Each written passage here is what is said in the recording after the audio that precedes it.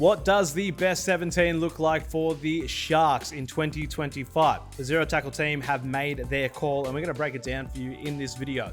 But before we do that, subscribe to the YouTube channel if you haven't already, because we have plenty of content coming out for you this year. Now, with all that being said, best 17, Cronulla Sharks, let's go. Before we get into it, make sure you're set for the new season with Zero Tackle's 2025 NRL Season Guide. The comprehensive season guide features over 120 pages of dedicated, detailed footy content ahead of the 2025 season, with profiles of every single player, team previews, fixtures, recruitment reports, and much, much more. Best of all, it's free. Get it now from zerotackle.com. All right, here to break down the best 17 for the Sharks for 2025. Darren Parkin, Zero Tackle analyst. Darren, it should be their year. It should certainly be very close to their year. I mean, they've been labelled the best of the rest outside of the grand finalists, Penrith and the Storm. And I know, within that top four, there was a massive gap between 1, 2, and 3, 4. But it felt like, to me, at least on face value, the numbers might not have supported it, but it felt like the Sharks were the most capable of maybe breaking into that group. And certainly that's the case now, I think, if you look at the list of all of the other finalists. So a lot of young talent coming through, so much so that they might actually squeeze out some senior players as early as this year. And obviously Addin Fonua-Blake joining the other boys from the Shire and has them primed to strike. Yeah, it's a good looking list. Let's get to the best 17. All right, well, starting with number 1 at fullback, William Kennedy.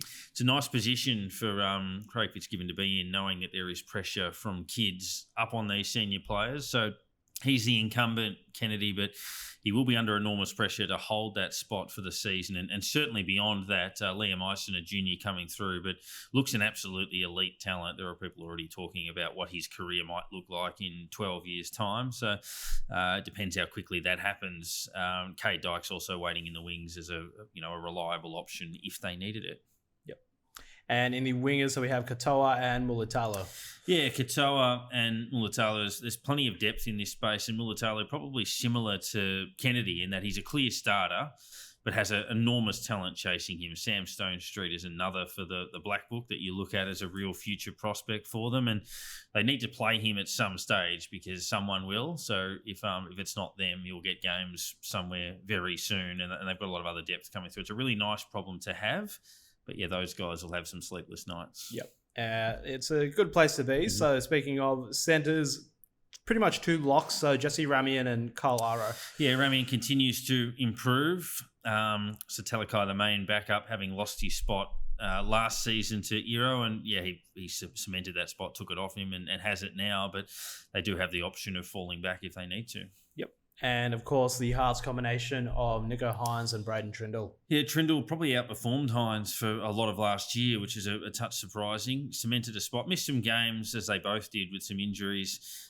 Proved a really valuable commodity. They've got Atkinson and Prue waiting in the wings. But Nicho Hynes, a genuine star, pivotal to their title chances. They had some really good wins without him at times last year. They beat the Melbourne Storm away, I think, on a Friday night when he didn't play. But, yeah, he's certainly someone that will always make them more of a contender. All right, so looking at the forwards now, so we'll start with the props. So Fonua-Blake and Kaufusi. Yeah, Fonua-Blake. I mean, they've got a few questions in the middle forward role, but not him. Obviously a star coming across from the Warriors, and they'll be really keen to get going early, and that's the big inclusion for them. You look at top 4 sides making their list better. That's certainly what they've done.